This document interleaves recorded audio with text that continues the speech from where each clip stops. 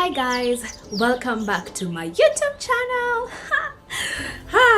I think this is very funny, especially because this video is 3 parts, so this is part 3. So if you haven't watched part 1 and part 2 of this specific video, the link is down below. Please watch those 2 videos before you watch this. But if you have been following through, welcome back. Let's continue with the last point that I want to talk about, that is a factor to consider when you're building a healthy hair regimen. And this is the most important factor of all. That's why I decided to just do a separate video on this. So today, what I'm going to talk about is hair porosity. And I know people are like, hair porosity.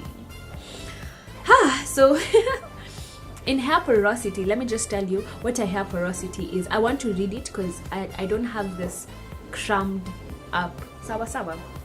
So hair porosity is the ability of your hair's ability to absorb and retain moisture and natural oils.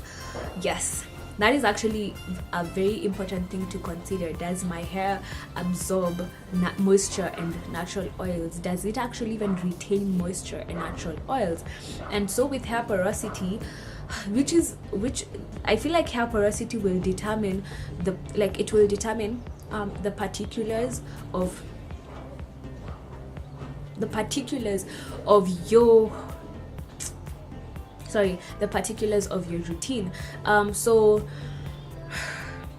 I'll have a video for what these particulars are, but I felt that I needed to first do the factors to consider, then we get into the particulars, especially because in the particulars I'll be breaking each particular down. Sawa. So your hair porosity will determine how you style your hair. It will determine how you wash your hair. In short, how your wash hair day looks like. It will determine your routine midweek.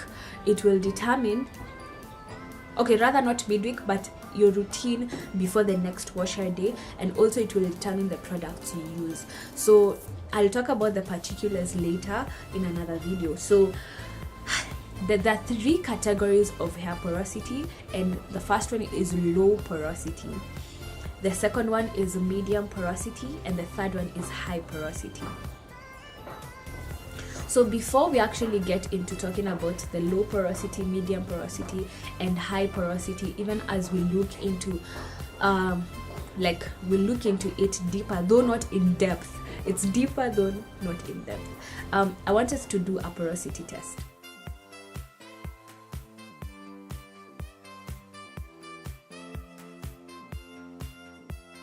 So for you to do a porosity test, what you'll need is a clean strands of hair.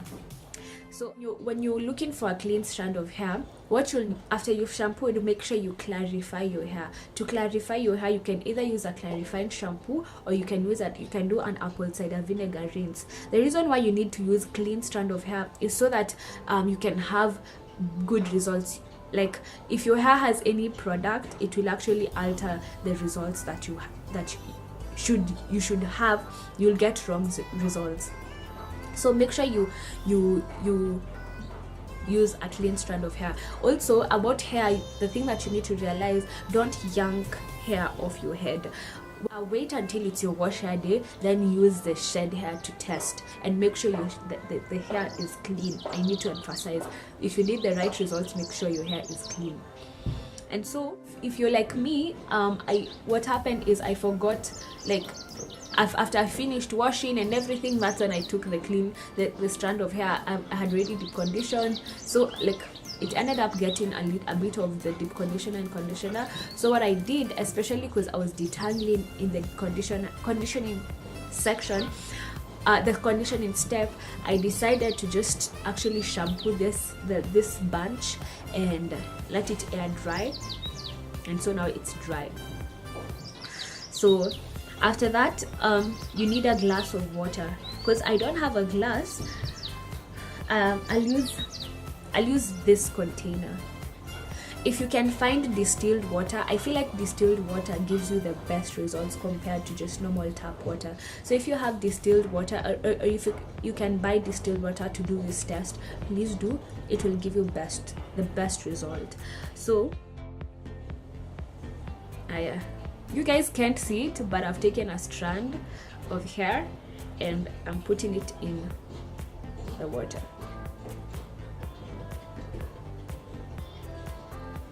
Really, you won't even decide to. Okay, so let me just show you guys. I don't know if the camera will focus. I don't know if you guys can see the strand. Okay, yeah.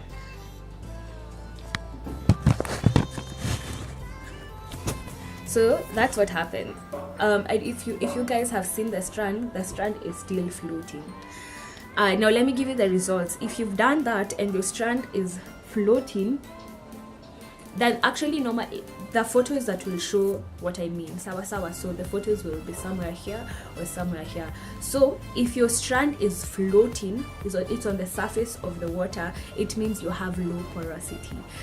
If your strand is midway in the water, let's say your water, like for me, my water level was here. So if my strand would have been midsection, probably somewhere here, it would mean that I have medium porosity. Kwa surface, hata si jokes. And if your strand sinks in the water, it means you have high porosity.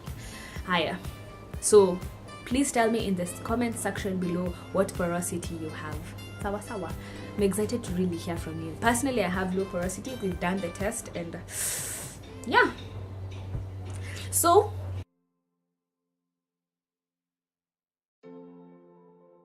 for low porosity, the reason why your hair floats is because your cuticles are a little tight, resulting to slight resistance in absorbing moisture. So what are cuticles? Let me show you a photo of what a cuticle is. But I also feel like the need to just tell you guys what a cuticle is. Cuticle is like, it's the outermost part of the hair shaft. It is formed from dead cells overlapping in layers, which form scales that strengthen and protect the hair shaft. So for a person who has, like, here's a photo of what a cuticle is. For a person who has low porosity, it means your cuticles, like, they're tight, like ni kama zimelaliana. So that means your hair, like, moisture can there's a resistance to moisture being absorbed in your hair.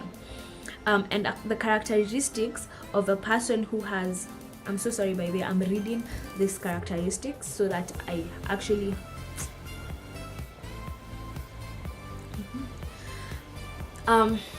if you have low porosity, this are like, I think you can take as what is it called, you can observe your hair.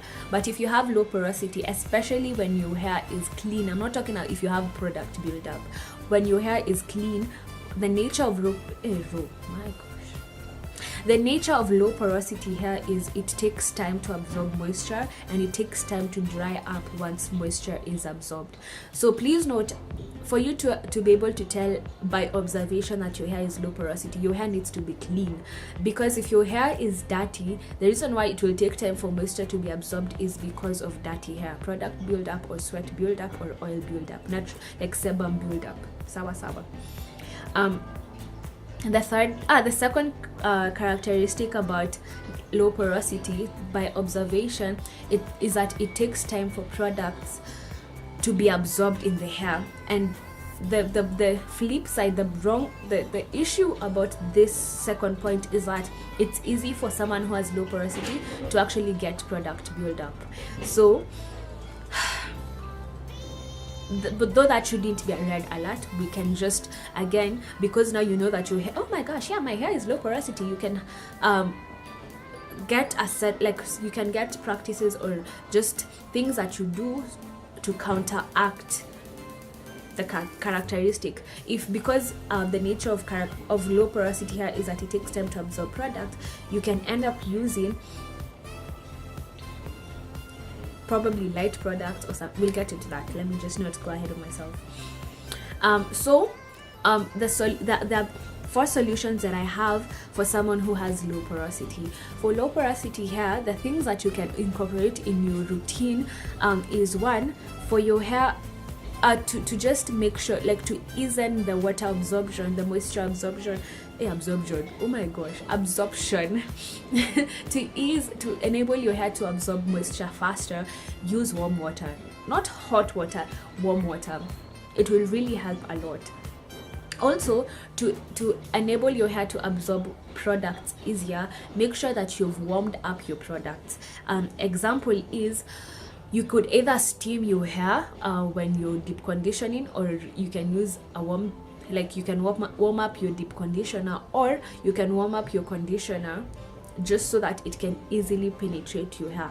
I have been doing that. Like, I tried that last week and it actually did, like, I felt a difference. It was it was a bomb. Like, I felt like the product actually did seep in. So those are the 2 things that you can do. For you to be able to warm up your product, don't put it in the microwave. Do a hot water bath. That means you take the, what is it called? Put water in a sufuria, then put it in the motor. When it's boiling, take a container like this, and then put a bit of water, then put the deep conditioner or the conditioner or the styling products in.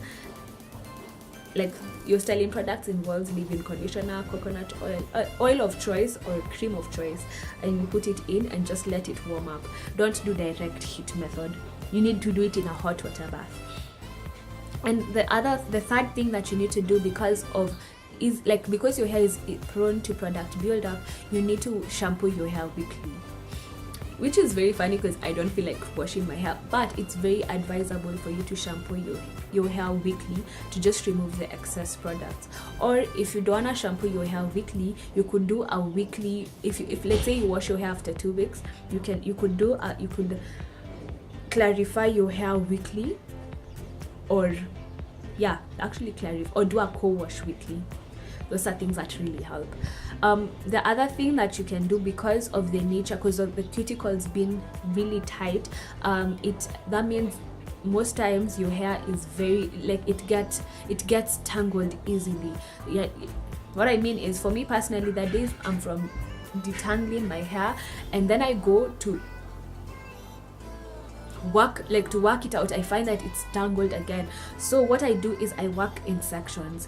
I always wash my hair in section and style my hair in sections. So work in sections, it actually eases you. Like, it's time friendly, energy friendly, and it actually also what is it called? It helps with the tangles.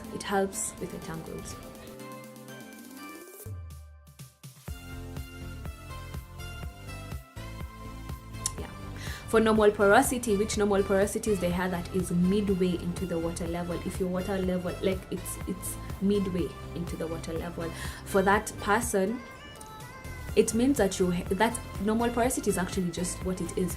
Medium or normal porosity is probably, it's the same thing as normal skin, And so for this person, because your hair is normal, that means your hair it easily absorbs water and products, and also it means that it holds the moisture and the product for an extended period of time. But the thing about normal porosity, just like normal skin, it's easy for you to get heat damage, actually for all these porosities. For low porosity and normal, it's easy for you guys to get heat damage or just damage of any kind if you relax your hair or chemically alter your hair. That means if you dye your hair, or if you use heat on your hair. So you need to avoid those things, because it's easy for your hair to get to high porosity. Now, because I've mentioned high porosity,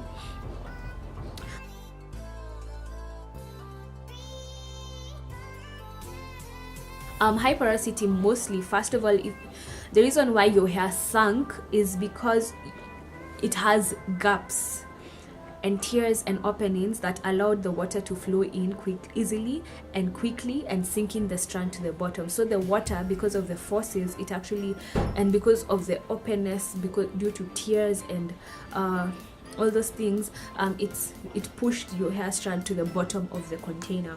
And so for you, this is because the reason for this is either you have damage, heat damage, or you had relaxed hair, or you have transition in hair. So high porosity is normally seen by people, like in people who have heat damage, who have relaxed hair or dyed hair. If your hair is dyed, it's very high chances that you'll have high porosity.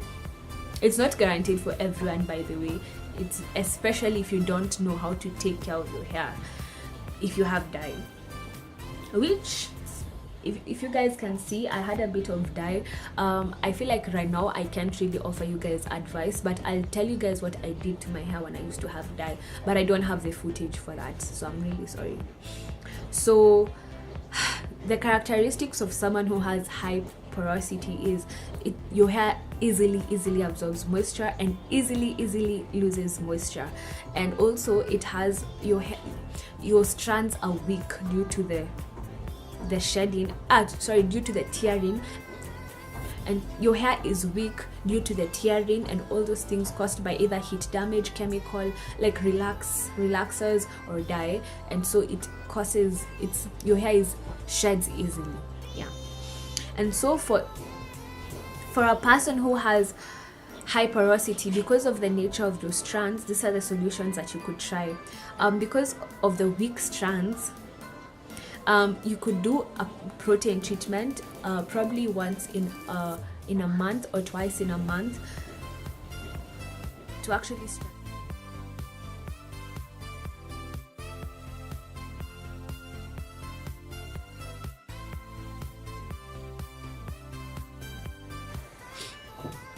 I feel like this is very important for someone who has heat damage.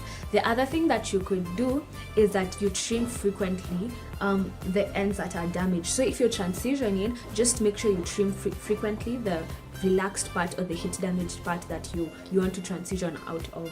And the last thing is use butter and oils, natural butter and oils, to seal in moisture. It does help a lot, but again, I'll talk about this in depth in other videos and posts. Sawa. That's actually it for now, guys. Thank you so much for literally sitting down and watching this 18 hours 16 hours 18 minutes 16 minutes and 19 minutes videos. Thank you guys so much. I really appreciate. That's the end of talking about factors to consider when you're building a healthy hair regimen. I hope you guys have enjoyed these videos. If you have, please give it a thumbs up. If you're not subscribed, please hit the subscription button and make sure you don't miss my videos. So turn on the notification bell and share this video with your friends. If you have questions, feel free to ask. My comment section is open, my email is open. Yeah, that's all for now. Bye bye.